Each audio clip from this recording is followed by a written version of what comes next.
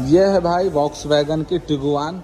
जैसा कि आप जान रहे हो, वॉक्सवैगन या फिर स्कोडा वो है अपनी जर्मन ब्रांड। अब इस जर्मन कार में भाई जर्मन के हिसाब से फीचर भी आपको मिलते हैं जो अपने इंडिया में कोई खास उसकी ज़रूरत पड़ती है नहीं।